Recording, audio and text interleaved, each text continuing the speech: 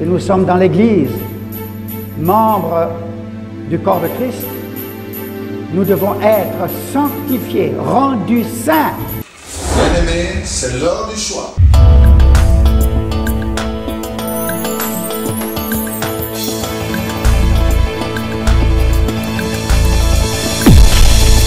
Au pied du Seigneur, je t'invite pour écouter la parole éternelle, car c'est l'heure du choix. C'est l'heure du choix. C'est l'heure du choix.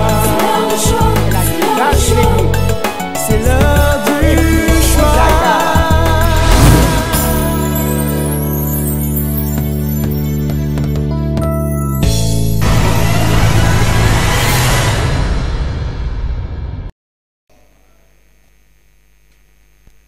Nous prenons nos Bibles, nous les ouvrons dans Hébreux au chapitre 12. Nous lirons le verset 14.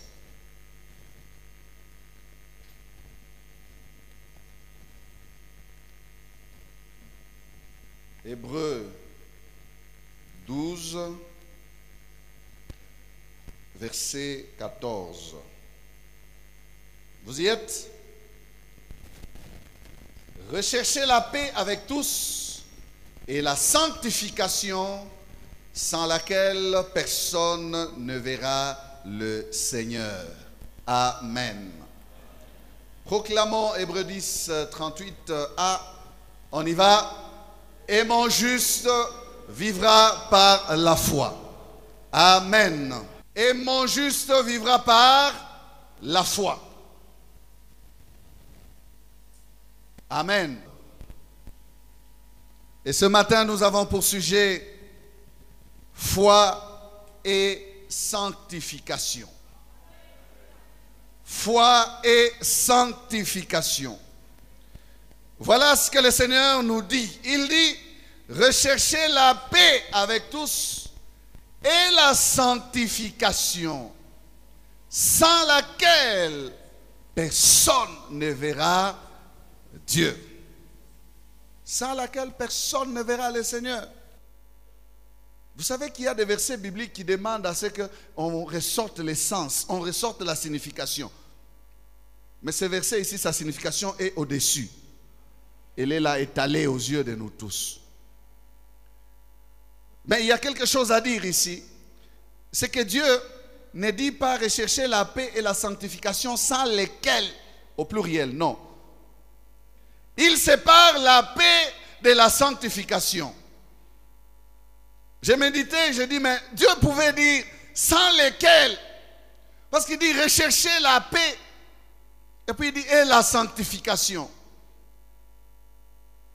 Mais il dit rechercher la paix avec tous, virgule, et la sanctification, virgule, sans laquelle il sépare paix et sanctification, parce que je crois que chacun d'entre nous sait que être en paix avec tous peut dépendre de vous, mais peut dépendre aussi des autres. Être en paix avec tous peut dépendre de vous, mais ça peut dépendre aussi des autres. Vous voulez bien la paix, mais il y en a qui ne veulent pas votre paix, qui ne veulent pas de votre paix, et qui ne veulent pas être en paix avec vous. Ça, vous ne contrôlez plus. Amen. Vous ne contrôlez plus cela. Mais vous allez faire ce qui est en votre pouvoir. D'ailleurs, la Bible, parlant par elle-même, dans Romains 12, verset 18, dit « Autant que cela dépend de vous, soyez en paix avec tous. » Autant que cela dépend de vous. C'est que la Bible sait que ça peut ne pas dépendre de vous. Donc Dieu est tellement sage que dans ce verset, il ne fait pas de confusion pour amener aussi la paix à une condition sine qua non à le voir. Non. Ce qui nous intéresse ici, ce n'est pas la matière de la paix. Non. Si la paix est relative, si la paix peut être relativisée, il n'en est pas ainsi de la sanctification. Si vous pouvez discuter autour de la paix et dire, j'ai tout fait, vous ne pouvez pas discuter autour de la sanctification. Amen. La sanctification. D'ailleurs, cette sanctification, quand vous lisez, ce n'est pas une sanctification d'un jour. Non. Apocalypse 22, verset 11. Que celui qui est injuste soit encore injuste. Que celui qui est souillé se souille encore. Et que les justes pratiquent encore la justice. Et que celui qui est saint se sanctifie encore.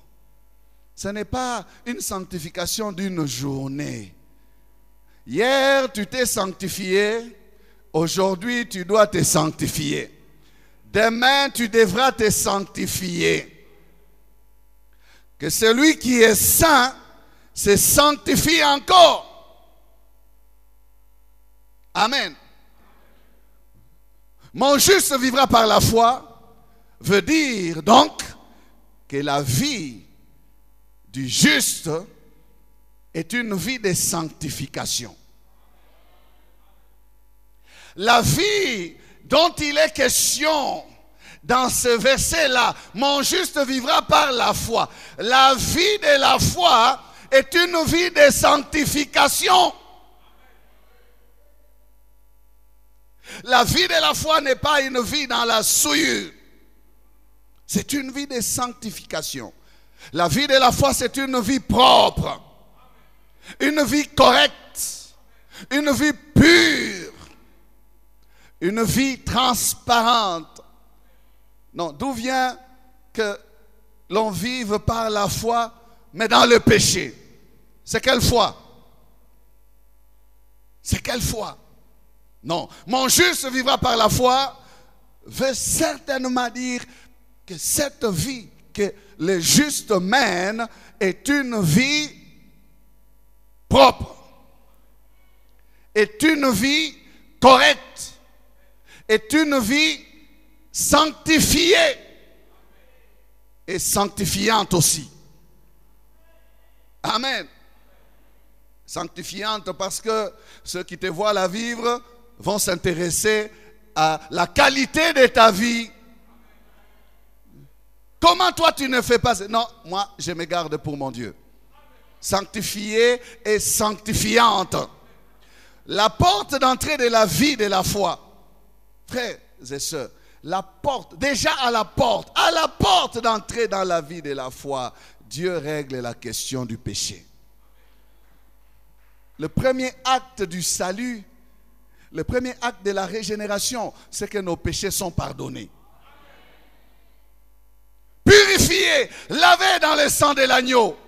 L'ancienne vie est plongée dans la mort. Il y a une nouvelle vie qui sort. Et cette nouvelle vie, c'est une vie pure. Dès l'entrée de la vie de la foi. Si quelqu'un veut accepter Jésus-Christ aujourd'hui, le premier acte, c'est la sanctification. La régénération règle d'abord la question du péché. La nature pécheresse est mise à mort. Dès l'entrée de la vie de la foi. Donc, vous ne pouvez pas évoluer dans cette vie de foi, naviguer dans la vie de la foi sans la sanctification, non. Dès l'instant où cette vie commence en nous, Dieu nous sanctifie. Au départ, il nous sanctifie. Avant même d'aller plus loin avec lui, il nous sanctifie.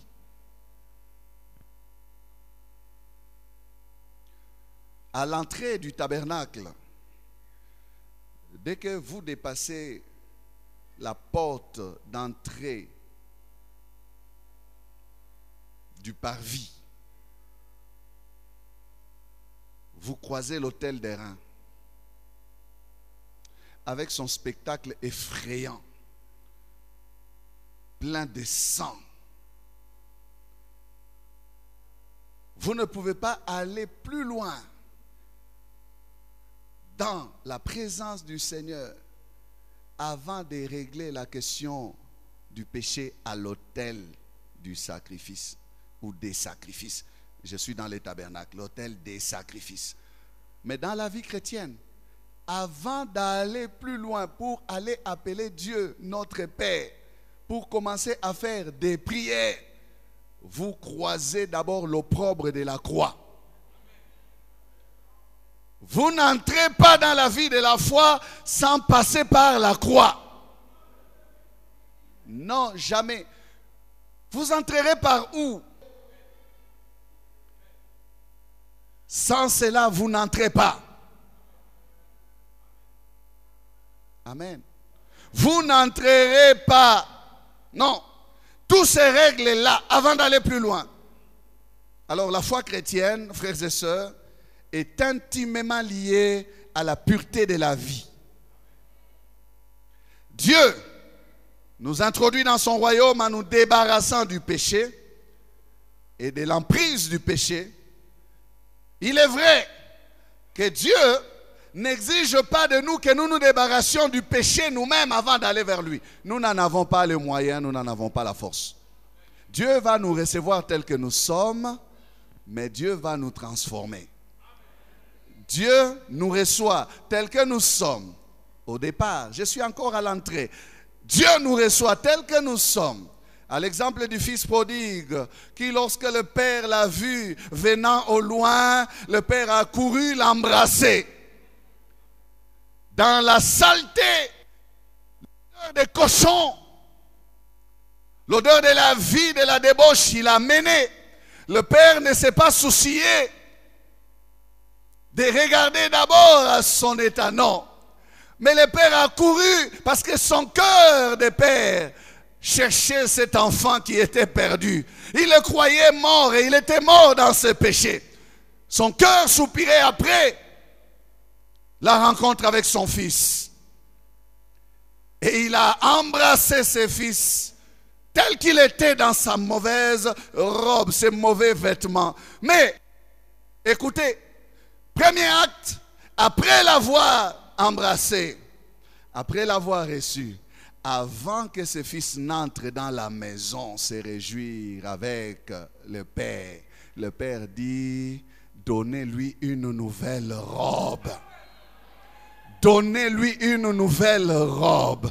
Dans cet état-là, il n'entre pas dans ma maison. Dans cet état-là, nous ne nous réjouissons pas avec lui. Dans cet état-là, il sent le cochon. Il faut une nouvelle robe. Il faut qu'il se lave, qu'il se rase, qu'il change de vêtements. J'enlève les vêtements du péché, je lui donne les vêtements de justice.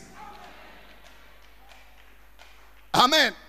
J'enlève les vêtements du péché, je lui donne les vêtements de justice. Quand vous regardez l'attitude de ce papa, il ne parle pas de la vie de l'enfant, il ne demande pas de compte à l'enfant, il connaît la nature du péché, il a vu cela. Il dit, ce qui importe maintenant, ce n'est pas l'état dans lequel tu viens d'arriver, ce qui va m'intéresser maintenant, c'est ce que moi je vais faire avec toi. Je te transforme, je te change. Je te prends dans cet état, je te réintroduis dans ma vie. Si tu es fils, tu acceptes d'enlever ta robe. Tu dis, ah bon, papa, ça devient encore des histoires de me laver. Ah, moi je suis habitué à la saleté. Non, il y a une fête qui t'attend. Avant de manger le veau gras avec le Père, il faut que tu te laves. Avant de manger le veau gras avec le Père, il faut que tu changes de vêtements. Passe ton temps à pleurer, bénédiction, bénédiction, bénédiction. Mais regarde dans quel état tu es. Regarde ta robe. Regarde l'état de ta robe. Regarde l'état de tes vêtements. Tu es sale. Tu ne peux pas te mettre à table avec les papas dans cet état. Donnez-lui une nouvelle robe. Tu as besoin d'une nouvelle robe. Frère, tu as besoin d'une nouvelle robe. Non, dans le royaume du Père, ce n'est pas comme ça. Vous pouvez entrer comme ça dans une église, mais vous n'entrez pas dans les ciels comme ça. Vous n'entrerez pas chez Dieu comme ça. C'est devant les portes ici que vous entrez comme ça, mais devant la présence de Dieu. Lisez bien la Bible dans Genèse. Il y a des chérubins qui agitent des épées flamboyantes. Tu passeras par où avec ton péché? Il n'y a que celui qui commande aux chérubins qui nous aide à entrer. Vous savez qu'est-ce qui se passe? Nous rentrons dans la vie comment? Dans la maison du Père comment? Hein? Jésus nous tient parce que nous le recevons. Il nous amène avec lui. Quand nous arrivons à la porte, les chérubins doivent déposer leur épée. Ils ont besoin de couvrir leur visage parce qu'ils voient le roi de gloire. Quand ils se couvrent, nous entrons. Nous entrons. Alléluia. Le Fils nous prend en charge. Sa justice devient notre justice. Sa sainteté devient notre sainteté. Nous n'entrons pas par nous-mêmes. Nous serons frappés, frère, frappés. Qui va entrer dans la présence de Dieu? Qui se tiendra par lui-même devant Dieu? Non, c'est en vertu de notre communion avec son Fils Jésus-Christ.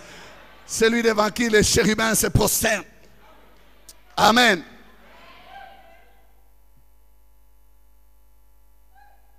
Si quelqu'un est en Christ, il est une nouvelle créature. Les choses anciennes sont passées. Voilà la vie chrétienne. Voilà la vie de la foi. Pourquoi tu es toujours dans les choses anciennes? Elles doivent passer. La vie chrétienne se vit dans une nouveauté de vie. Ce n'est pas le prolongement de l'ancienne vie, non. C'est une nouvelle vie. Le vieil homme doit mourir pour laisser la place au nouvel homme.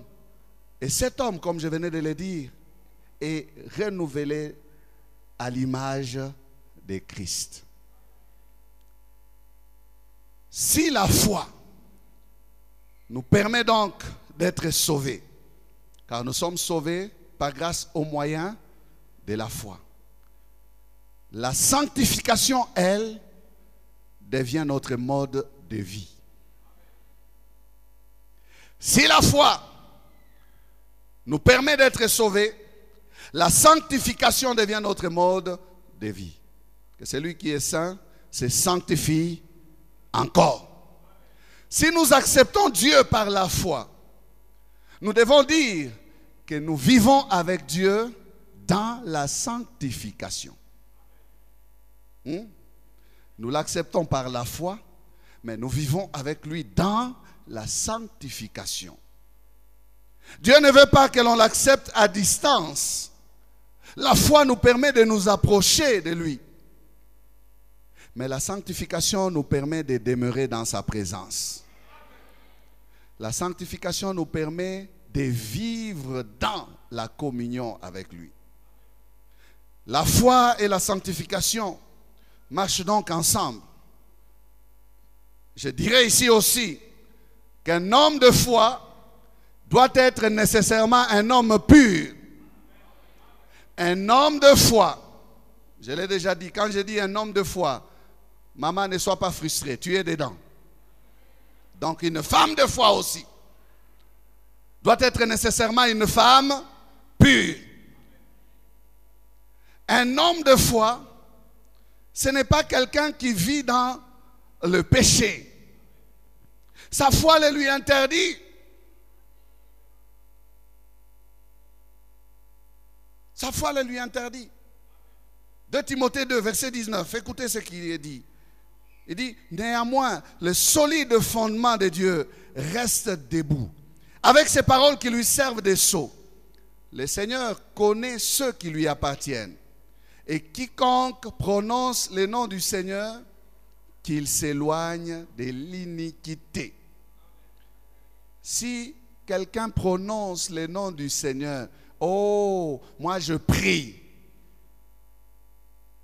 Éloigne-toi de l'iniquité. Éloigne-toi du péché. Éloigne-toi du mal. Tu ne peux pas dire, moi je prie, mais tu es dans le péché. Non. Si quelqu'un prononce le nom du Seigneur, qu'il s'éloigne de l'iniquité. Sinon, tu ne prononceras pas ce nom. Tu ne marcheras pas avec Dieu. Dieu est saint. Dieu est saint. Lorsqu'il appelle Abraham, le père de la foi, Dieu lui dit dans Genèse 17, le premier verset, la partie B, il dit, je suis le Dieu tout-puissant.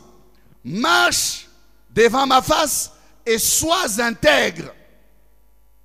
Voilà.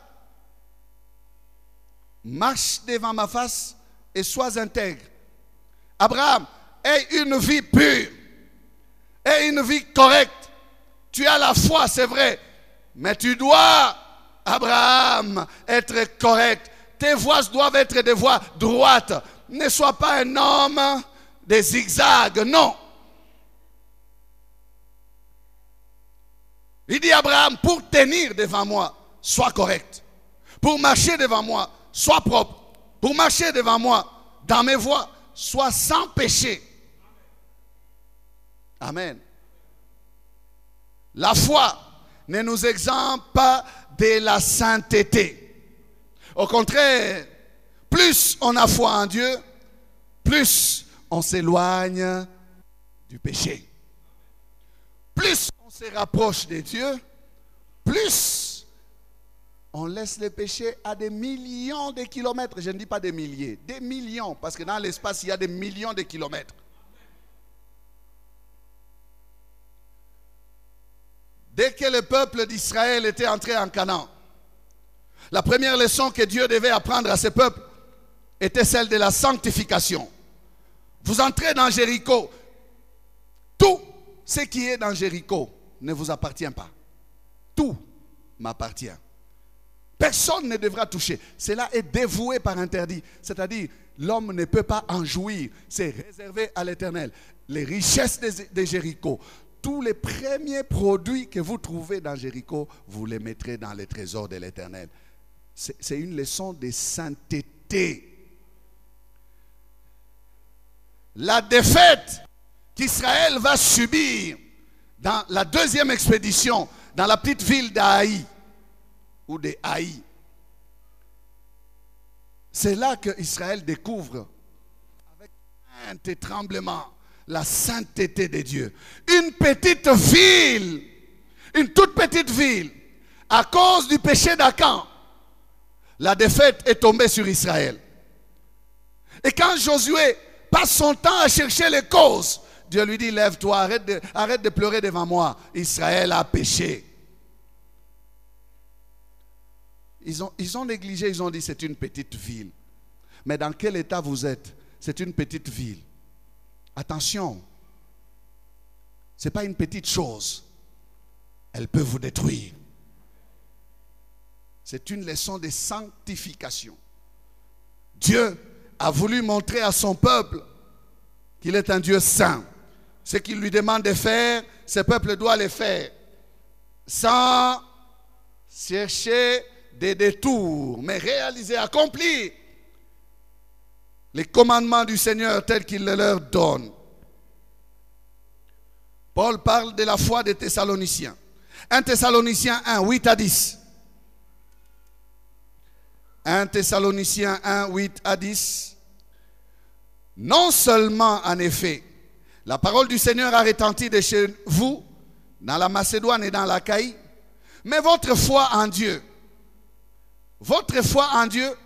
s'est fait connaître en tout lieu, de telle manière que nous n'avons pas besoin d'en parler.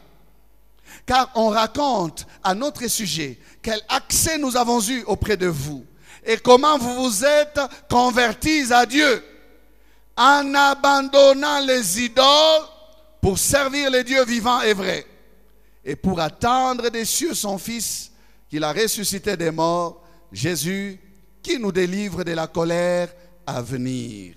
Amen.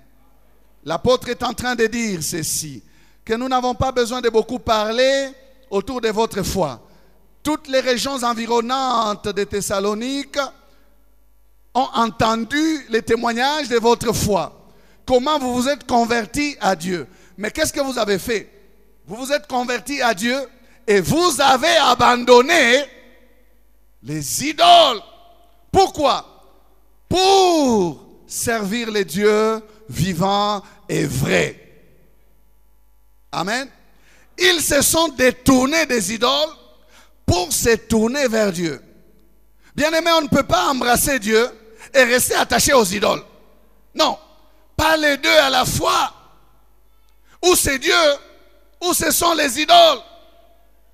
Pas les deux à la fois. Élie pouvait se tenir devant Israël et dire à Israël, si Baal est Dieu, allez après Baal. Mais si l'Éternel est Dieu, allez auprès de l'Éternel. Vous ne pouvez pas clocher de deux côtés. Il n'y a que le diable qui enseigne ces leçons-là que vous pouvez aller prier, ne fait rien. Mais Dieu est un Dieu saint. Dieu refuse d'être mélangé avec les idoles. Dieu refuse d'être mélangé avec le monde. Dieu refuse d'être mélangé avec le péché. Si quelqu'un se fait ami du monde, la Bible dit qu'il devient ennemi de Dieu. Frère, est-ce que nous lisons la Bible?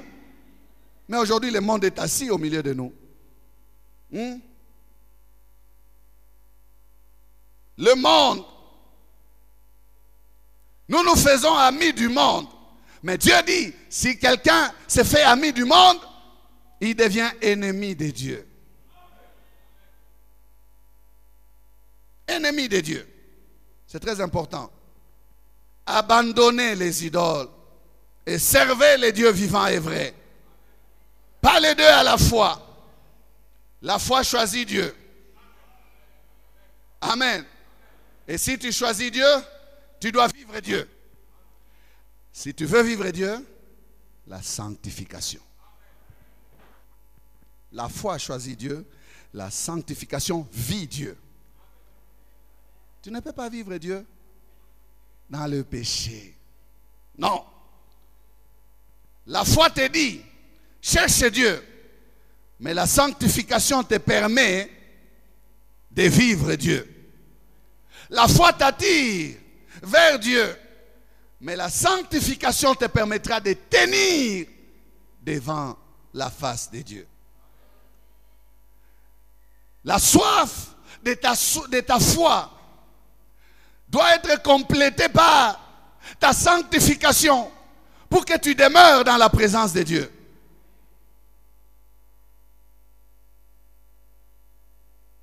Tu as envie de Dieu,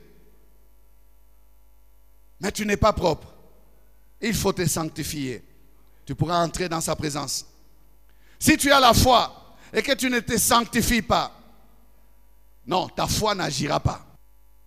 Ta foi n'agira pas. Elle ne pourra pas agir. Si tu n'as que la foi et que ta vie est mauvaise, nous pouvons conclure que tu as une mauvaise foi. Par rapport à ta personne, tu es animé d'une mauvaise foi. Parce que tu ne veux pas que ta personne vive. Le salaire du péché, c'est la mort. Mais comment tu dis que tu as la foi et tu vis dans le péché? Pourquoi es-tu animé d'une si mauvaise foi envers ton âme? J'ai fait un jeu de mots. Mauvaise foi, ce n'est pas la foi. C'est l'état de ton cœur. Tu ne t'aimes pas. Si tu aimes ton âme, tu vas préserver ton âme du châtiment.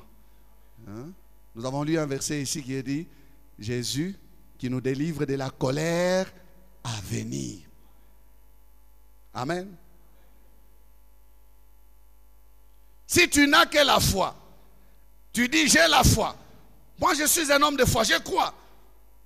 Mais tu vis une mauvaise vie. Cette foi-là est une mauvaise foi. Et toi-même, tu es de mauvaise foi. Qu'est-ce qu'on dit? Lorsque quelqu'un dit « j'ai la foi », mais qu'il commence à vivre dans le péché, quel est le langage spirituel que nous utilisons? Nous disons « c'est un rétrograde ». Vous connaissez ce terme? C'est un rétrograde. Un chrétien qui dit qu'il a la foi doit aller de l'avant dans la crainte de Dieu. Tu es un frère en Christ, mais on te voit rentrer dans les histoires du monde, tu vas mener la vie du monde, tu deviens un frère rétrograde. C'est-à-dire que tu as perdu tes galons. Tu n'es plus un soldat de Jésus-Christ. Tu n'es plus un bon frère, une bonne sœur. Tu as été dégradé, tu es devenu un liquidi. Tu peux parler de la foi, mais le diable te regarde, il dit Hakuna Kitu. Il n'y a rien dans la vie de ce type ici. C'est un soldat sans armes, il n'a pas de munitions. Je peux faire de lui une bouchée quand je voudrais.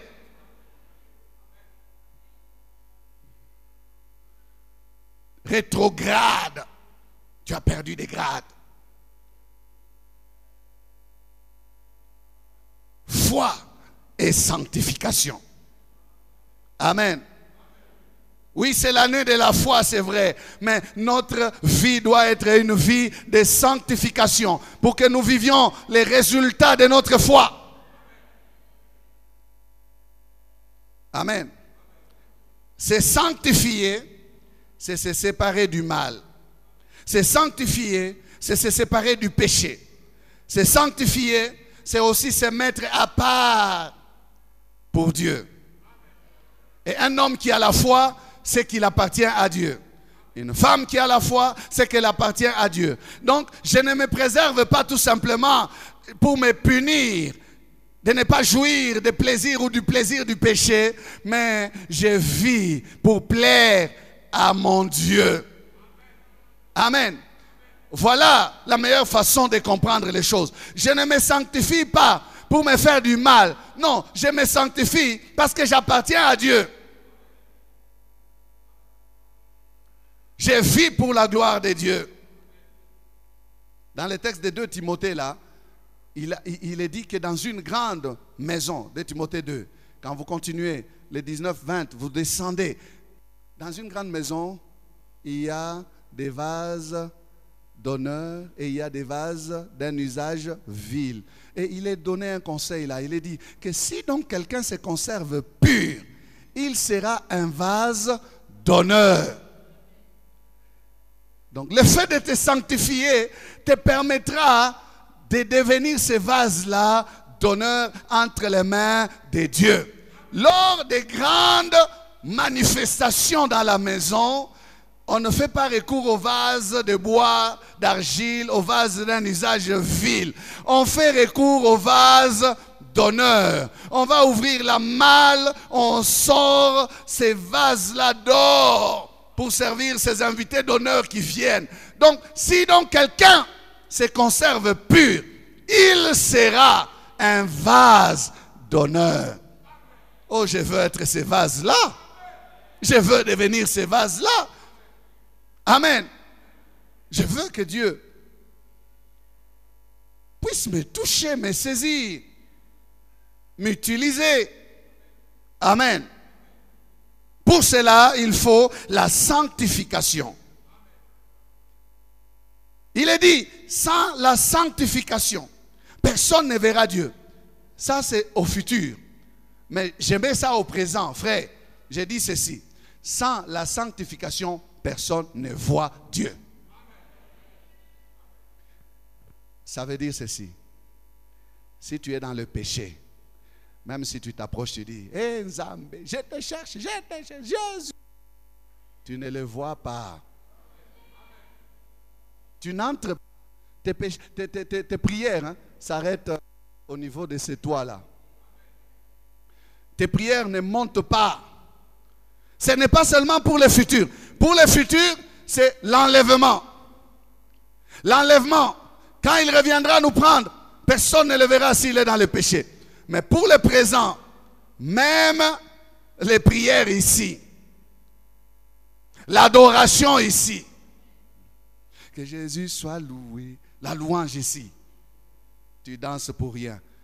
Il y a un verset de la Bible qui dit, éloigne de moi les bruits de tes cantiques, car je n'y prends point plaisir. Même les cantiques ici, oh, tikaye soit tombouama, vide, dans le vide, bourré. Que Jésus soit loué. Qui? Jésus loué dans ta vie. N'est pas loué. Donc c'est une louange nulle. L'adoration, zéro. La prière de demande, encore celle-là. Hey. Qui n'ose même rien recevoir de Dieu, celui-là. Alors, certaines personnes se séduisent parce qu'ils croient que ça marche sur terrain, donc Dieu est avec moi. Les gens font des choses dans le monde. Ils sont avec Dieu. Oh, bah fais des simba, donc zambe. Hein? Ne te trompe pas.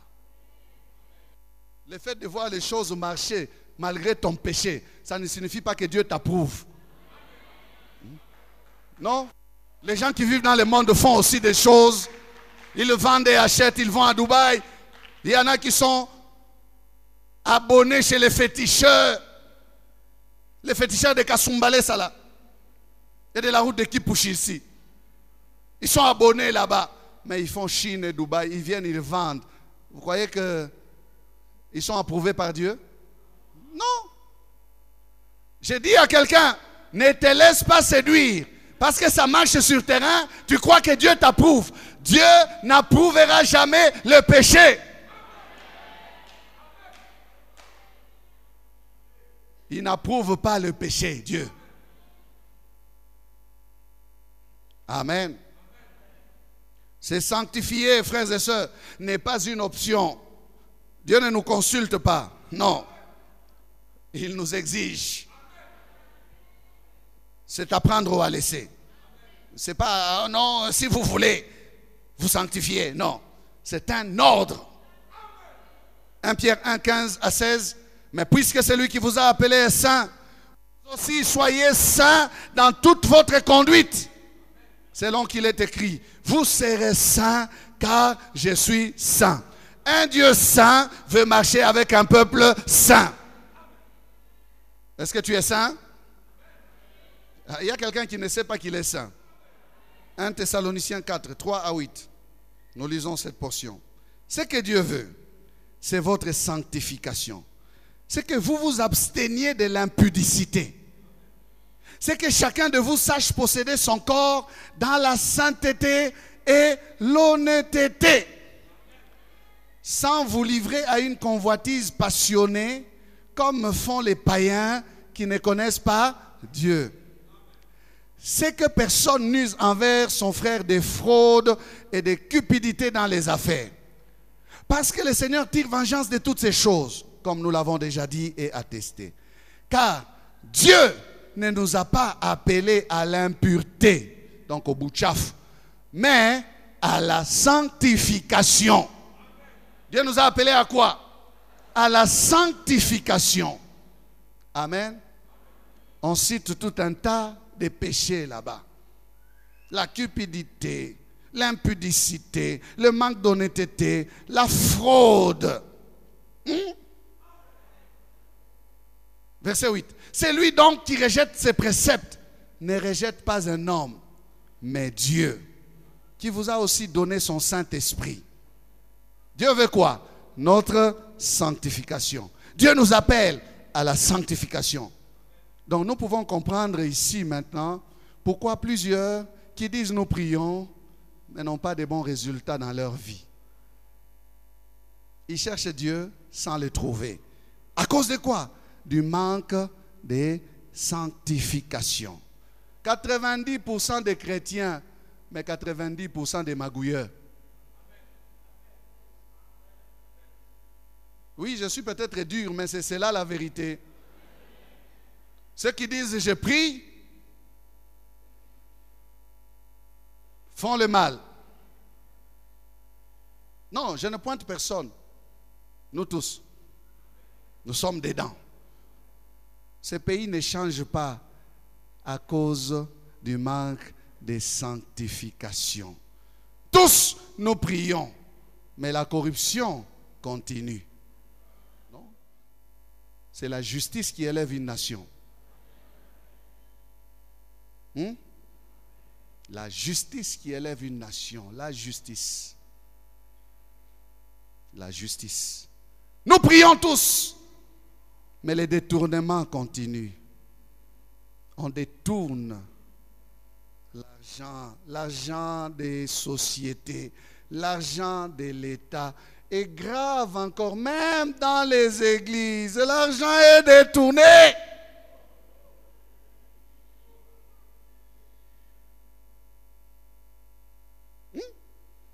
Je n'ai pas le temps d'entrer dans les exemples, frère. Même là où la sainteté devait régner, la souillure est installée. Nous disons, nous prions. Aujourd'hui ici, nous prions. Mais les phénomènes de loge, ça vient d'où? Les mêmes personnes viennent à l'église, mais ils ont leur loge mystique. Et vous dites, vous priez. Comment est-ce que le pays va changer? Nous prions, oui. Mais les mensonges, c'est notre passeport. Les circuits nous connaissent. La tricherie, n'en parlons pas. Aujourd'hui ici, prenez nos licenciés, prenez nos médecins, prenez certains d'entre eux, posez-leur des simples questions, parlez avec eux en français.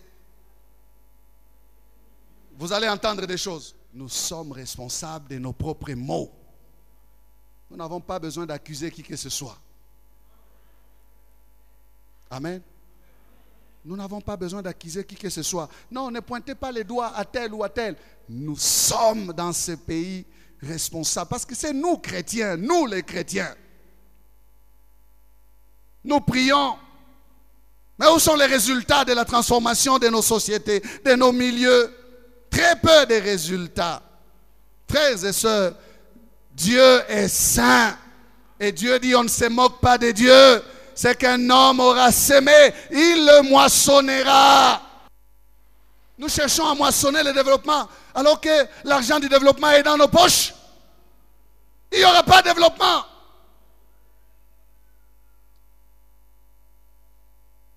Il n'y aura pas. On fera encore longtemps comme ça. Je dis, hé, pasteur, prophète des malheurs. Non. Changeons. Habakkuk 1:13 dit, tes yeux sont trop purs pour voir le mal. Ésaïe 59:1-2 dit, non, la main de l'Éternel n'est pas trop courte pour sauver, ni son oreille trop dure pour entendre. Mais ce sont vos crimes qui mettent une séparation entre vous et votre Dieu. Ce sont vos péchés qui vous cachent sa face et l'empêchent de vous écouter. Frère, il a pleuré.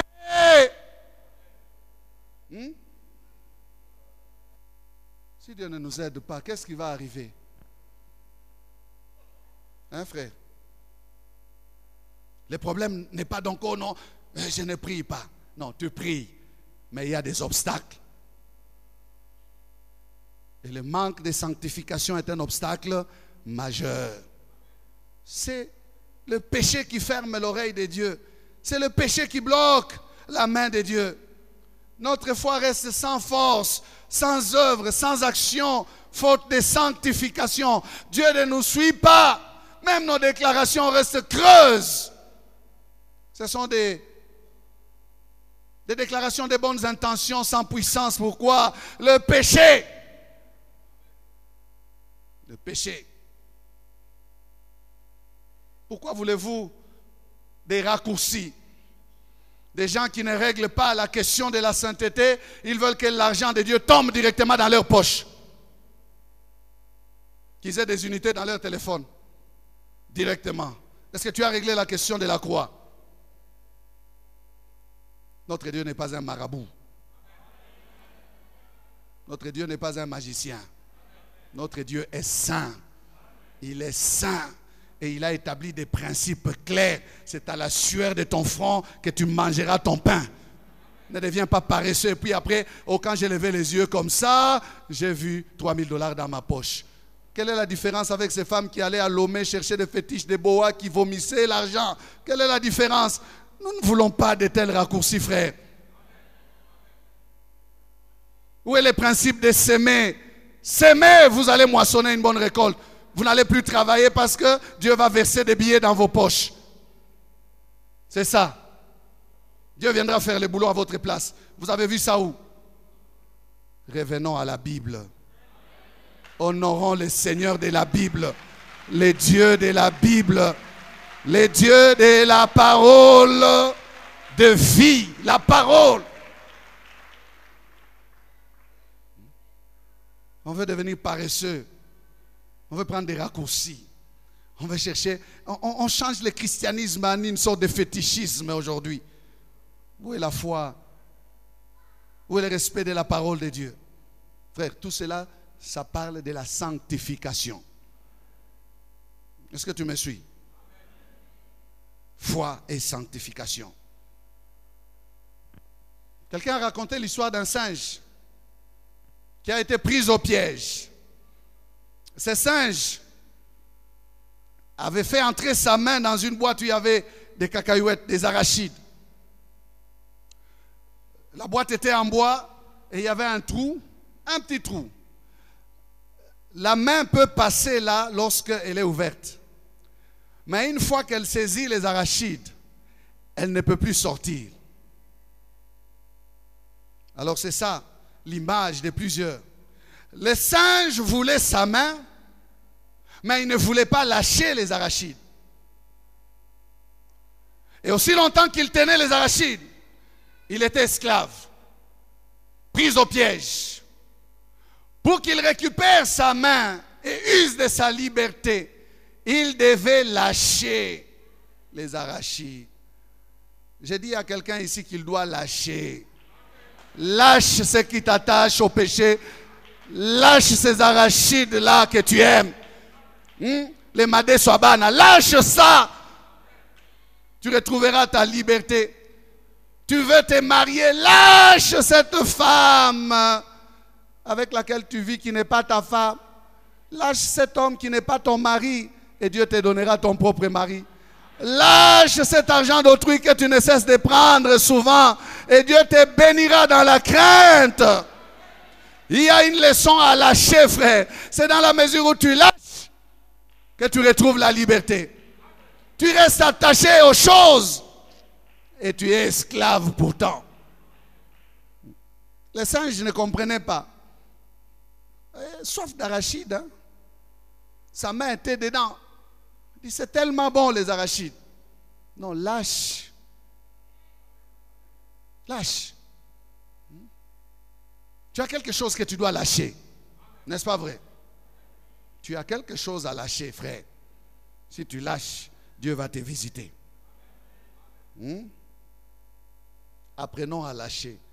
Même nos intérêts. Lâchons. Nous voulons la gloire de Dieu. Lâche.